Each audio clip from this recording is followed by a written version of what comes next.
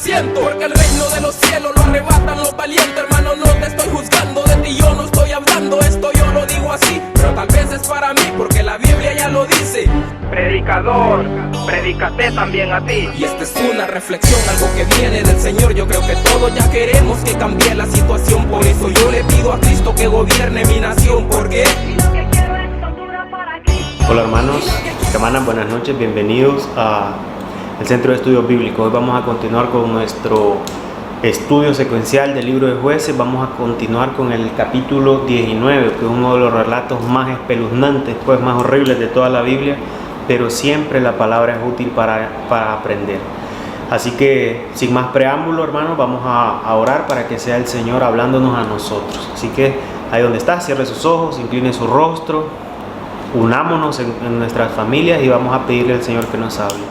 Así que, Padre, Dios de Israel, venimos delante de ti por los méritos de Cristo. Venimos en el nombre de Jesús, Señor, a pedirte que a través de esta palabra instruyas nuestras vidas, Señor.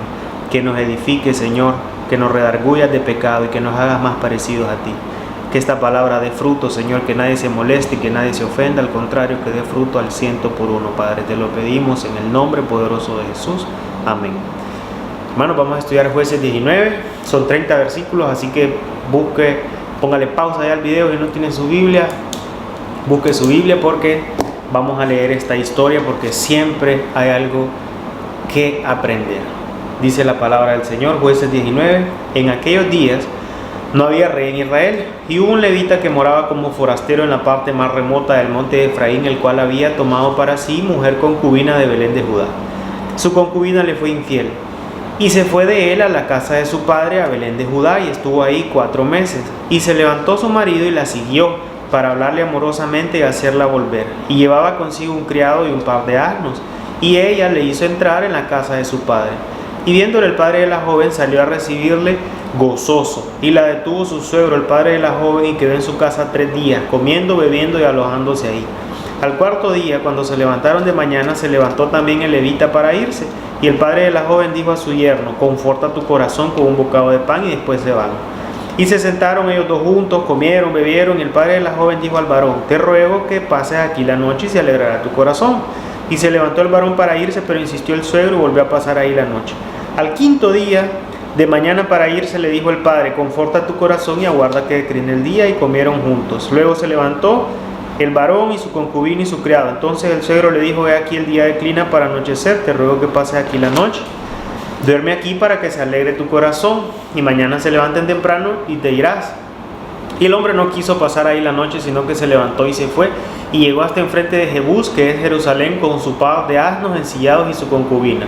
Estando junto a Jebús, el día había declinado, y dijo el criado a su señor: ven ahora y vámonos a esta ciudad de los jebuseos para que pasemos en ella la noche. Su señor le dijo: no iremos a ninguna ciudad de extranjeros, que no sea de los hijos de Israel, sino que pasaremos hasta Gaba. Y dijo a su criado: ven, sigamos hasta uno de esos lugares para pasar la noche en Gaba o en Ramá. Pasando pues caminaron, y se les puso el sol junto a Gaba, que era de Benjamín. Y se apartaron del camino para pasar ahí la noche en Gaba, y entrando se sentaron en la plaza de la ciudad, porque no hubo quien los acogiese en casa para pasar la noche. Y he aquí un hombre viejo que venía del trabajo del campo al anochecer, el cual era del monte de Efraín, y moraba como forastero en Gaba, pero los moradores de aquel lugar eran los hijos de Benjamín. Y el viejo alzó los ojos y vio a aquel caminante, y le dijo: ¿a dónde vas y de dónde vienes? Y él respondió: pasamos de Belén de Judá a la parte más remota del monte de Efraín, de donde soy. Y había ido a Belén de Judá, mas ahora voy a la casa de Jehová, y no hay quien me reciba en casa. Nosotros tenemos paja y forraje para nuestros asnos, y también tenemos pan y vino para mí, para tu siervo y para el criado que está con tu siervo. No nos hace falta nada. Y el hombre anciano dijo: pasea contigo, tu necesidad toda quede solamente a mi cargo, con tal de que no pases la noche en la plaza. Y los trajo a su casa, les dio de comer a sus asnos, se lavaron los pies, comieron y bebieron. Era hospitalario el Señor. Pero cuando estaban gozosos, he aquí que los hombres de aquella ciudad, de Gaba, de Benjamín, hombres perversos, rodearon la casa, golpeando la puerta, y hablaron al anciano dueño de la casa, diciendo: saca al hombre que ha entrado en tu casa para que lo conozcamos. Y salió a ellos el dueño y les dijo: no, hermanos, os ruego que no cometáis este mal, ya que este hombre ha entrado en mi casa, no hagáis esta maldad. A esto se referían de conocerlo, de tener relaciones sexuales con este señor. Y dijo el forastero, el que lo recibió en su casa: he aquí mi hija virgen y la concubina de él. Yo os la sacaré ahora. Humilladlas y haced con ellas como les parezca, y no hagáis a este hombre cosa tan infame. Mas aquellos hombres no le quisieron oír, por lo que tomando aquel hombre a su concubina, la sacó. Y entraron a ella y abusaron de ella toda la noche hasta la mañana, y la dejaron cuando apuntaba el alba. Y cuando ya amanecía, vino la mujer y cayó delante de la puerta de aquel hombre donde su señor estaba hasta que fue de día. Y se levantó por la mañana su señor y abrió las puertas de la casa y salió para seguir su camino. Y he aquí, la mujer, su concubina, estaba tendida delante de la puerta de la casa con las manos sobre el umbral. Y él le dijo: levantate y vámonos. Pero ella no respondió. Entonces la levantó el varón y echándola sobre su asno se levantó y se fue a su lugar. Y llegando a su casa, tomó un cuchillo y echó mano de su concubina y la partió por sus huesos en 12 partes y la envió por todo el territorio de Israel. Y todo el que veía aquello decía: jamás se ha hecho ni visto tal cosa, desde el tiempo en que los hijos de Israel subieron de la tierra de Egipto hasta hoy.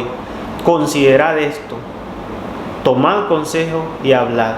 Hermanos, consideremos esto y tomemos consejo. Verdaderamente es un relato horrible, es espantoso, es feo, parece una película de terror. Pero ¿por qué el Espíritu Santo incluyó esto en el relato bíblico? ¿Qué utilidad puede tener para la comunidad cristiana una historia así? ¿Qué enseñanza tiene? Bueno, dice Corintios que todas estas cosas han sucedido como ejemplo y fueron escritas para enseñanza de nosotros. Dice en 1 Corintios. Entonces, en resumen, ¿qué es? Un hombre tiene una mujer, una concubina, y esta le es infiel. Y cuando le es infiel se va a la casa de su papá. El hombre va a buscar a su mujer y cuando se reconcilian y vienen de regreso, una noche se quedan en una ciudad porque los caminos eran a pie. Y en esa ciudad a ella la violan hasta que la matan y él la parte en 12 pedazos y manda un pedazo a cada tribu de Israel. Esa es la historia. ¿Qué nos muestra esta historia, hermanos? Nos muestra la profunda depravación del pueblo de Israel en ese tiempo, del pueblo de Dios. Antes era una demarcación física. El pueblo de Dios eran las 12 tribus de Israel. Estaba con sus fronteras. Y nos muestra esta depravación cuando el pueblo de Dios deja de comportarse como pueblo de Dios. Porque era normal que los demás pueblos fueran depravados. De hecho, venimos de leer el Éxodo, Deuteronomios, y se le dice: no fornicarás como los otros pueblos, no tendrás dioses como los demás pueblos, no harás ídolos como los demás pueblos. Este pueblo de Israel, el pueblo de Dios, era un pueblo especial. Había sido escogido por Dios para ser un pueblo especial, pero había dejado de ser especial. Se comportaba igual o peor que los demás pueblos. Entonces vamos a ver por partes qué es la enseñanza que nos deja esto. ¿Cómo comienza la historia? Si se fija, lo primero que dice es que no había rey. Comienza fijando el marco de todo el desastre que se viene, y en lo que estaba viviendo el pueblo era una anarquía total. Es más, el hecho que diga no había rey es más que la ausencia de un poder político. Lo que quería decir es que ellos ya se rehusaban a reconocer cualquier tipo de liderazgo, de autoridad de parte de Dios. Porque los demás pueblos podían vivir en barbarie, con un cacique, con un líder que podían estarse matando, pero Israel, si se acuerdan, estaba organizada desde los tiempos de Moisés. Cuando venían desde el desierto, Dios lo había organizado. Recuerden cuando Yetro le dio el consejo a Moisés, y aquí, en este momento en que estamos, no había nada. No había rey, no había juez, no había profeta, no había ninguna autoridad. Cada quien hacía lo que quería, y así comienza la historia de hoy. Así comienza el relato. No había ningún tipo de autoridad. Después comienza diciendo que nadie respeta ningún tipo de autoridad, y después está el protagonista. ¿Quién era el protagonista? No nos dice cómo se llama, pero nos dice que era un levita. ¿Qué es un levita? De la tribu de Leví. ¿Quiénes eran estos? Estos eran los que Dios había escogido para servirlo en el templo. Dice Deuteronomio 10:8: en aquel tiempo apartó Jehová la tribu de Leví para que llevase el arca del pacto de Jehová, para que estuviese delante de Jehová para servirle y para bendecir su nombre hasta hoy. Por lo cual Leví no tuvo parte ni heredad con sus hermanos. Jehová su heredad, como Jehová tu Dios le dijo. Estos levitas eran escogidos por Dios para servirlo, para ministrar, para quemar incienso. Acuérdense, lo vimos también en el Éxodo. ¿Y qué hizo este levita? Este levita eligió vivir como forastero, se fue. Él rechazó su llamado, rechazó su ministerio y no hizo lo que Dios lo llamó a hacer. Él llamado a servir en el templo, él huyó, vivió como forastero en un monte, dice. Se fue a esconder en un monte, él no quería servir a Dios. Tan alejado quería estar él de cualquier relación con Dios, que para formar su familia, ¿qué hizo? Agarró una concubina, dice. ¿Qué era una concubina? Un amante. Simplemente no se quería casar. Él estaba en una relación que a Dios no le agradaba. Estaban, por así decirlo, en fornicación. Y usted podrá decir, bueno, pero Abraham tuvo 2 mujeres, tenía a una concubina. Jacob tuvo un montón de mujeres, Salomón ni digamos. Pero igual en la Biblia, ninguna relación que fue polígama terminó bien. Y esto nos muestra que Dios no va a bendecir esta familia. ¿Por qué? Porque Dios instituyó el matrimonio desde el Génesis. Dejará el hombre a su padre y a su madre, se unirá a su mujer y serán una sola carne. En Génesis y en el Nuevo Testamento también dice que el hombre de Dios debe ser marido de una sola mujer. Jehová, Dios de Israel, del pueblo de Israel, fue el que instituyó el matrimonio, el que lo valorizó. Este protagonista de hoy no desconocía esto. Para él no era desconocido así decir, hay que casarse. No, él era levita, él era de esta familia, él conocía bien la ley, simplemente que él prefirió no hacer caso. Dijo, no, yo no quiero casarme, eso que dice Dios, yo quiero juntarme nada más. El Dios de Israel es el único que valoriza el matrimonio. Los demás dioses de los demás pueblos, incluso los de ese sector en ese tiempo, todos ellos vivían en harén, en poligamia, vivían en pedofilia, porque para todas las religiones la pedofilia es aceptada, en prostitución idolátrica, todos los demás pueblos. Pero Dios dice, no, nada de eso, un hombre y una mujer. Y este señor dijo, este levita dijo no. Él sabía perfectamente esto, pero él se quiso rejuntar, así como decimos en Honduras. Y él se quiso rejuntar y se buscó una muchacha que consintiera esto, que no quisiera casarse, que no quisiera estar en honra.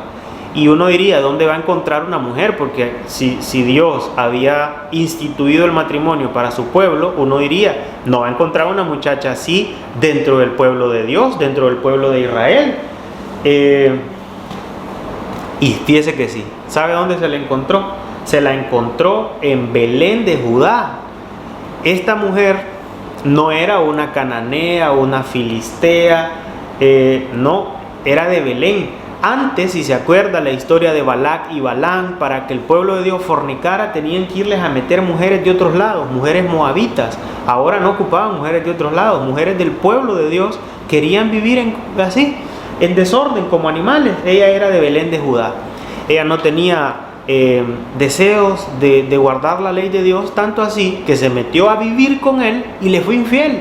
Dice que ésta le fue infiel adulterando, fornicando, viviendo en inmoralidad sexual, como todos los demás pueblos. Y este es otro error evidente. Está hasta en los 10 mandamientos, pues este no ocupa mucha explicación. El levita no quería esposa, la muchacha de Belén no quería esposo, quería marido porque no quería compromiso, y tan libre quería ser que ni siquiera le fue fiel al hombre con que vivía. Algo que esta muchacha, siendo de Belén de Judá, debió aprender de sus papás, de la ley de Moisés, que dice, vas a decirle esta ley a tus hijos cuando sean pequeños. Y parece que sus papás no lo hicieron, o que ella no quiso hacer caso. Y la historia de hoy también nos muestra a los papás de esta muchacha, porque dice que después de que ella se juntó y después de que le fue infiel al muchacho con que se juntó, ¿qué hizo ella? Fue a la casa de su papá. Imagínense, el que la debía haber instruido y no la instruyó, después de que ella hizo todo este desastre, la recibió en su casa. Otro que a Dios no le agradaba, porque los padres no están para alcahuetear los desastres de los hijos, al menos no en el pueblo de Dios. Si una hija era fornicaria como esta muchacha, si era adúltera como ella, siendo infiel, ¿qué debía hacer el padre ante la inmoralidad sexual de su hija? Bueno, está en Deuteronomio 22. Dice que Si resultare que no se halló virginidad en la joven, entonces la sacarán a la puerta de la casa de su padre y la apedrearán los hombres de la ciudad y morirá, por cuanto hizo vileza en Israel, fornicando en casa de su padre. Así quitarás el mal en medio de ti. La hija debía salir de la casa de su padre casada, en el pueblo de Dios, casada con su esposo. Esta muchacha no salió así y el padre la recibió. Ya vemos cómo debía ser en Deuteronomio 22 y usted va a decir, no, hombre, Camel, eso es muy drástico, muy fuerte.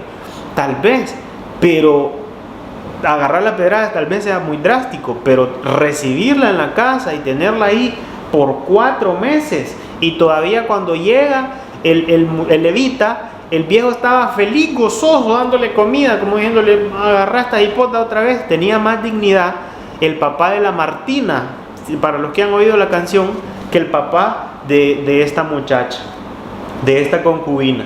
Y finalmente, cuando ya se van a regresar, dice que estaban cerca de una ciudad que se llamaba Jebús, y él dijo, no nos vamos a quedar aquí porque aquí son mundanos, por así decirlo. Tenemos que ir a una ciudad de los hijos de Dios, de los hijos de Israel. Mire, aquí nadie se ha comportado como hijo de Dios, ni el pueblo que no quería autoridad, ni el levita que rechazó su ministerio, ni la muchacha de Belén que se fue a fornicar y adulterar, nadie se ha comportado como pueblo de Dios, pero ellos sí esperan que los demás se comporten como pueblo de Dios. ¿Y qué pasó? Obviamente tampoco se comportaron como pueblo de Dios. Dice que cuando llegaron a Gaba, de la tribu de Benjamín, nadie les fue hospitalario. Y este era otro mandamiento que tenía el pueblo de Dios para con los forasteros, porque ellos fueron forasteros en Egipto. ¿Sabe quién los acogió? Dice que fue un viejito que moraba como extranjero, que les dio posada en su casa. Y estos hombres de Gaba, dice que eran perversos. Lejos de ser hospitalarios, como se los mandaba Dios, más bien hacían lo que Dios les prohibía. Porque dice que fueron a tocarle la puerta al Señor, a exigirle y decirle, vimos que metiste un hombre ahí, así como Lot en Génesis, ¿se acuerda de esa historia? Queremos conocerlo. A esto se referían, queremos tener sexo con él. O sea, estos de la tribu de Benjamín eran homosexuales. Era una ciudad llena de depravación sexual, y lo triste es que en Génesis era gente de Sodoma y Gomorra, no era el pueblo de Dios, pero aquí es el pueblo de Dios. Era la tribu de Benjamín, que conocían perfectamente que a Dios tiene prohibido el homosexualismo. O sea, toda la ciudad estaba a nivel social destruida, y si sigue la historia a nivel familiar, yo creo que estaba peor, porque dice que el padre prefería entregar a su hija virgen, imagínense, prefería entregar a su hija virgen a las que él debía protegerlas, y el esposo, el levita, que tenía su concubina, la debía proteger como hombre, y dijo, no, agárranlas a ellas. Imagínense qué caballeros, diciendo, no, que violen a mi hija, y el otro decía, no, mejor que violen a mi mujer. No había lealtad. Finalmente este pésimo hombre entregó a su concubina, cuando, si usted lee la historia, al que querían violar era a él. O sea, él la mandó a ella para salvarse su pellejo, por así decirlo. Y sabe que fueron tan bárbaros que después de entregarla, cerraron la puerta y se acostaron a dormir. Este hombre no amaba a esta mujer. Yo, cuando cierro la puerta de mi casa y empieza a llover, Gigi queda afuera y llueve, yo salgo a ver si se está mojando. Este hombre quería a su mujer menos que a un perro, o sea, no sé ni cómo decirlo. Lo violaron toda la noche a su mujer, y hasta el día siguiente abrieron la puerta, o sea, durmieron, y al día siguiente abrieron la puerta y la vio tirada, y le dice, ¿sabe qué le dijo? Se levantó aquel de su sueño. ¿Qué tal dormiste? Le dice al otro señor. Abrió la puerta y la otra está tirada, y le dice, levántate y vámonos. Verdaderamente no había ningún tipo de amor ahí, era un pésimo esposo. Ya cuando la vio muerta, dice que la agarró y la partió en 12 partes, y que la envió por todo el territorio de Israel.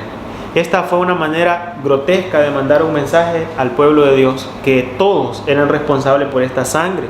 Y podría decir, por ejemplo, alguien que no era de la tribu de Benjamín, póngale alguien de la tribu de Manasés, que le mandaron un pedazo de brazo de la muchacha, ellos podrían decir, ¿y a mí qué me mandan esta sangre si yo no hice nada, yo no violé a nadie? ¿Por qué estamos recibiendo esto? ¿Una pierna, una mano? Bueno, esto lo que quería decir es que la sangre del juicio, el pecado era de todo el pueblo, no solo era de Benjamín. Si algo nos dejó claro este pasaje, mis hermanos, es que ninguno de los que se hacía llamar pueblo de Dios se estaba comportando como pueblo de Dios, ninguno. Y los pedazos no se mandaron a Sodoma y Gomorra por homosexuales. Los pedazos no se mandaron a las cananeas, a las filisteas por fornicarias. Los pedazos no se mandaron a los sacerdotes de Moloc, de Baal, se mandaron a la tribu de Leví, se mandaron a las 12 tribus, porque realmente había una depravación total. Y es parecido a lo que sucede hoy. Hoy la sociedad alcanzó perversidad en límites insostenibles, igual o peor que en Sodoma y Gomorra, que no solo son tolerados, sino que ahora son aplaudidos y hasta impuestos, porque está esa cuestión de la ideología de género que dice que nosotros no nacemos con un sexo, sino que eso se decide. O sea, si yo nací con un pene y me identifico como mujer, soy mujer y tienen que aceptarme como mujer. O sea, un despropósito, una locura, porque eso es una enfermedad mental. Ahora decir que si yo tengo pene soy hombre es malo, o sea, es absurdo. Y esto es lo que ha impulsado es el homosexualismo, no solo tolerado, sino que impuesto. Hay que respetar las preferencias sexuales de los demás, la diversidad. Esto ha impulsado el feminismo, que supuestamente quiere reivindicar la mujer, pero podemos ver que está claramente impulsado por el enemigo, porque el feminismo está contra la mujer. Tanto así que quien gana los concursos de belleza ahora son hombres, imagínense. Y está contra la mujer y contra los niños. El aborto legalizado en los países supuestamente modernos, progresistas, se abortan unos 73 millones de niños por año. Además de la pedofilia, que créanme que eso va a venir. No sé si han visto la controversia que hubo en Netflix, pero la pedofilia va a venir, porque si partimos de la idea que hay que respetarle las preferencias sexuales a la gente, no importa cuáles sean, entonces si alguien tiene preferencias sexuales por niño, entonces hay que respetárselo. Y así está nuestra sociedad. Y si le añadimos la corrupción, la violencia, tantas cosas, nosotros vemos el mundo y la iglesia y los cristianos, ¿sabe qué hacemos? Nos ruborizamos y decimos, uy, qué horrible, qué barbaridad, cómo está el mundo. Otros dicen, van a llevar fuego. Hoy yo quiero decirles que todos ellos, toda ideología de género, homosexuales, bla, bla, bla, todos ellos no son pueblo de Dios. Ellos están fuera del pueblo de Dios. Romanos dice que Dios los entregó a una mente reprobada, que tienen entenebrecido el entendimiento. Dice la palabra que ellos van a ir de mal en peor, engañando y siendo engañados. En 2 de Pedro dice que su condenación no se tarda. Y en Apocalipsis dice que el que es inmundo siga siendo inmundo. Si usted es inmundo y le da risa a la palabra de Dios, si usted cree que es anticuada, homofóbica, siga en su inmundicia, no se preocupe, porque este mensaje es para el pueblo de Dios. Así como en la historia de hoy, era normal para un filisteo solo juntarse, para una filistea vivir en adulterio, en fornicación, pero no para un levita. Era normal para una cananea ser promiscua, pero no para una muchacha de Belén. Era normal que en Sodoma y Gomorra todos fueran homosexuales, pero no para la tribu de Benjamín.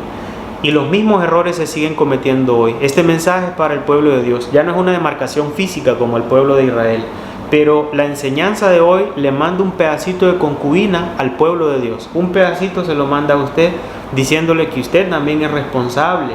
Hoy nos enseña a no asustarnos nada más y decir, ay Dios mío, ¿cómo está el mundo? Sino a examinarnos a nosotros mismos si nos estamos comportando como pueblo de Dios. Ahora, el pueblo de Dios es espiritual. ¿Y nosotros qué podemos considerar? Así como dice el pasaje de hoy. Hoy se ven en el pueblo de Dios, fíjese, las mismas cosas que se miraron en el pueblo de Dios en el pasaje de Jueces 19. Dice, lo primero, que ellos vivían sin rey. No había rey, no había autoridad. Y hoy, tristemente, fíjese que esa es una característica de muchos que se llaman ser cristianos. Ellos no tenían rey, juez, profeta, nada. Y hoy el pueblo de Dios no quiere tener ninguna autoridad. Cristianos que se dicen ser cristianos pero no tienen pastor. O si lo tienen, hablan de su pastor, murmuran de su pastor, chismean de su pastor. No lo quieren, no oran por él, lo critican. Le ponen apodos a sus espaldas, hablan a espaldas de él. Y si un hermano quiere ser obediente y respetar a su pastor, es sapo, es arrastrado. cristianos que no se someten a su pastor, no le preguntan ni le consultan nada. O sea, es como un predicador nada más, pero no hay una relación directa. Cristianos que no ofrendan, que no diezman, que no obedecen. Yo le pregunto, ¿usted es pueblo de Dios? ¿Usted es cristiano? Bueno, usted solo puede ser dos cosas, mi hermano. Usted o es oveja o es pastor. Solo dos. Si usted no es oveja o si usted no es pastor, usted o no está dentro del redil, o es una oveja perdida, o definitivamente no es oveja. Muchos son religiosos y dicen, no, es que mi pastor es Cristo. ¿De verdad su pastor es Cristo? Bueno, dice la palabra de Dios que para perfeccionarnos y para pulirnos a nosotros, que somos imperfectos, para corregirnos los defectos, dice que Cristo puso personas para que lo hicieran. ¿Y sabe cómo se llaman? Pastores. Dice en Efesios 4, y Él mismo, hablando de Cristo, constituyó a unos apóstoles, a otros profetas, a otros evangelistas, a otros pastores y a otros maestros. Cristo constituyó a todos estos, ¿para qué? Para perfeccionar a los santos, para la obra del ministerio, para la edificación del cuerpo de Cristo. Hermanos, ¿qué ocupamos perfeccionar? Lo que es imperfecto, lo que está defectuoso, los errores. ¿Y cómo se corrige eso? Con corrección, con que nos llamen la atención, con que nos llamen y nos digan lo que estamos haciendo mal. Y mucha gente se molesta por esto y no le gusta que le digan lo que está haciendo mal, no le gusta que le digan estás equivocado, solo le gusta que le aplaudan, que le celebren, pero así no se corrige. Se corrige lo que estamos haciendo mal para mejorar. Y es normal que el mundano no quiera tener autoridad dentro y fuera de la iglesia, es normal. Es normal que un mundano no quiera tener la autoridad de un pastor. Ellos dicen, no, a mí nadie me va a decir lo que tengo que hacer. No, yo no le voy a dar ninguna ofrenda, ningún diezmo a nadie. Yo no le voy a hacer caso a nadie. Y hoy, si usted es cristiano, ¿usted se considera cristiano? Bueno, dice en Hebreos 13:17, si usted es cristiano, obedeced a vuestros pastores y sujetaos a ellos, porque ellos velan por vuestras almas como quienes han de dar cuenta, para que lo hagan con alegría y no quejándose, porque esto no es provechoso.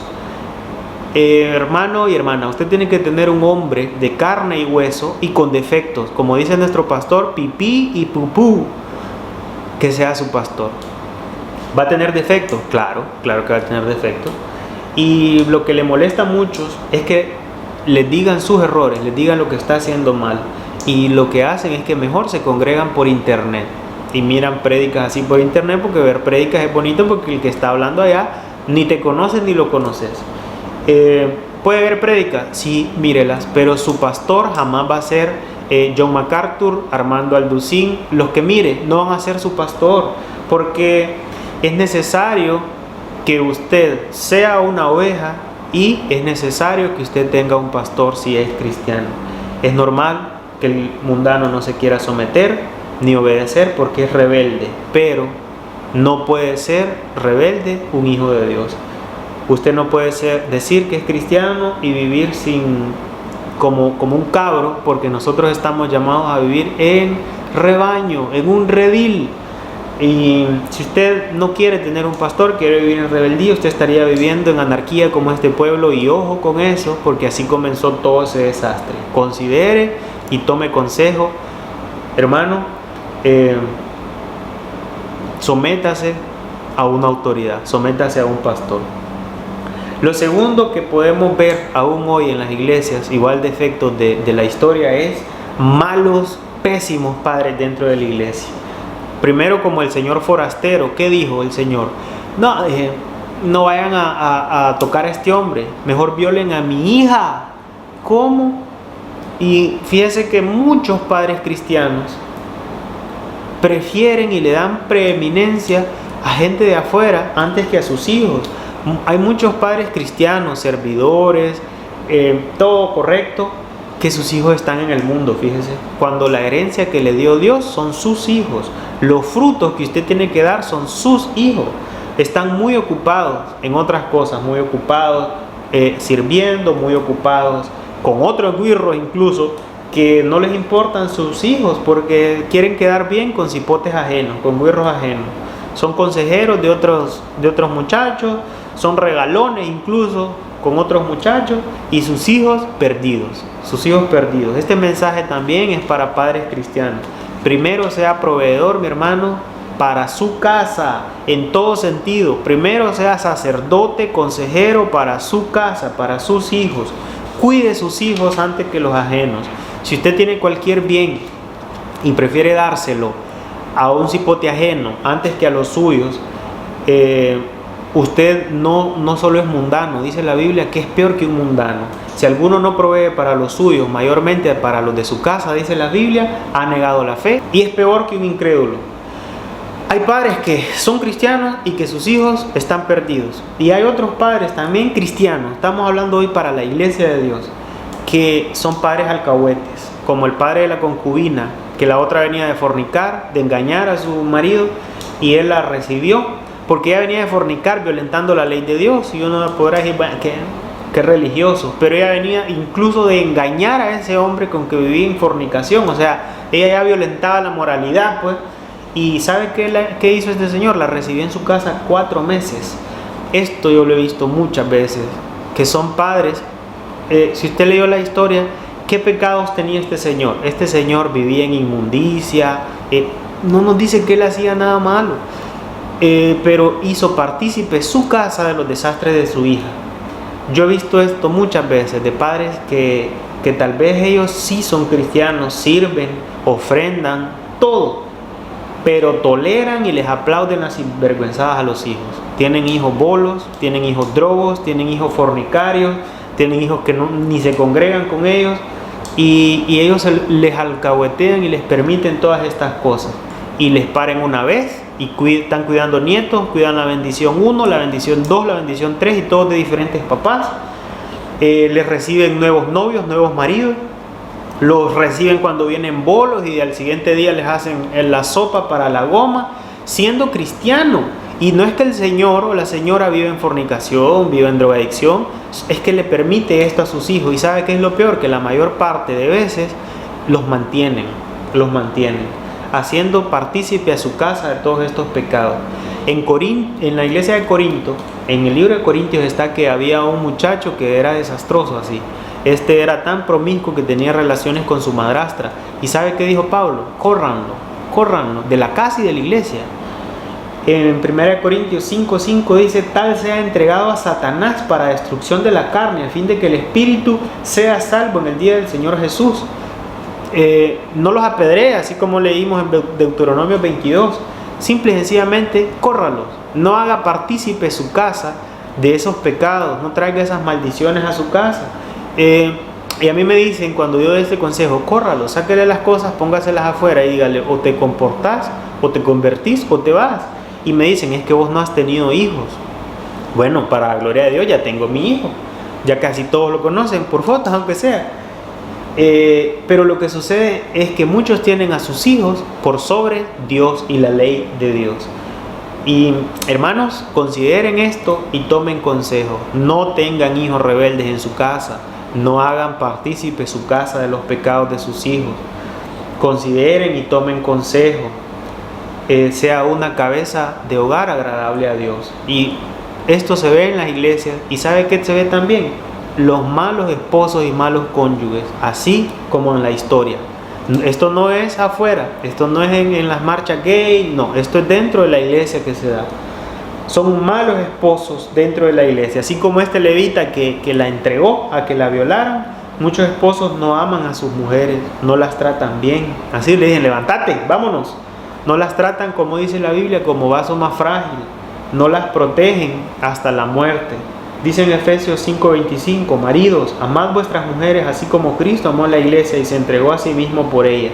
Nosotros como esposos cristianos debemos amarlas, cuidarlas, protegerlas. Así debería ser un esposo como Cristo. Y en el Viejo Testamento también Dios les dejó de hablar al pueblo hasta que vino Juan el Bautista, volvió a haber profeta. ¿Sabe por qué? ¿Cuál fue su gran pecado? Porque fueron desleales con sus esposos. Dice Malaquías 2:14: mas diréis: ¿por qué Jehová ha atestiguado entre ti y la mujer de tu juventud, contra la cual has sido desleal, siendo ella tu compañera y la mujer de tu pacto? No hizo él uno, habiendo en abundancia de espíritu. ¿Y por qué uno? Porque busca una descendencia. Guardaos en vuestro espíritu y no sean desleales para con la mujer de vuestra juventud. Muchos hombres cristianos, por guardar apariencias, tratan más o menos bien a su mujer solo en la calle. Muchos tratan mejor a otras mujeres que a su propia esposa. No debería ser así en el pueblo de Dios. Hasta las ven feas, hasta ya no les gusta a su mujer, pues las ven gordas. Y esto también lleva a lo otro que vimos en el pasaje de hoy, a inmoralidad sexual. ¿Qué es lo primero que vimos? Homosexualismo en la tribu de Benjamín. No es en Sodoma, no es en el carnaval, era en la tribu de Benjamín, dentro del pueblo de Dios. Y fíjese que hay homosexualismo dentro de la iglesia. Si usted vive en un homosexualismo ahí asolapado, arrepiéntase, hermano. Y muchos se van a decir, uy, Dios me guarde. No, yo no soy maricón, pero igual vimos en la historia de hoy que además de homosexualismo había adulterio, fornicación, y la iglesia, tristemente, los cristianos hoy están habituados al adulterio, a la fornicación, hombres y mujeres, como en la historia de hoy, así como la muchacha de Belén y el varón levita, igual en el pueblo de Dios están habituados al adulterio y a la fornicación, con tal de que no se den cuenta los demás. Habrán muchos que dirán, no, pero igual muchos cristianos están presos de la pornografía, en sus celulares y en sus mentes están atestados de inmoralidad, de inmundicia, y le escriben a mujeres y se escriben ahí con mujeres y hombres a pesar de que están casados por Facebook, por WhatsApp. Hermano, considere esto y tome consejo. Confiese su pecado y apártese para alcanzar misericordia, porque todo esto, así como se dio en el pueblo de Israel, igual se está dando en el pueblo de Dios. Y yo sé que el Señor les ha de estar hablando a muchos y les está hablando a santidad, a tiempo, y los está llamando al arrepentimiento con lazos de amor. Todo esto es dentro del pueblo de Dios. Y después nos asombramos y decimos, uy, ¿cómo está el mundo? ¿Sabe por qué el mundo está así? Porque la luz del mundo y la sal del mundo no son ni luz ni sal. Inmediatamente nosotros decimos, uy, los pastores. Sí, para los que nos miran de otro lado, hay pastores en Honduras que le están pidiendo dinero al gobierno. Sí, ellos no son ni sal ni luz, pero ¿sabe quiénes tampoco? Las ovejas. En Honduras usted mira, bueno, ahorita no por la pandemia, pero usted mira sábado y domingo, son buses de gente que van para las iglesias. En Honduras más del 90% de las personas se consideran cristianos. ¿Y dónde están esos frutos de las ovejas?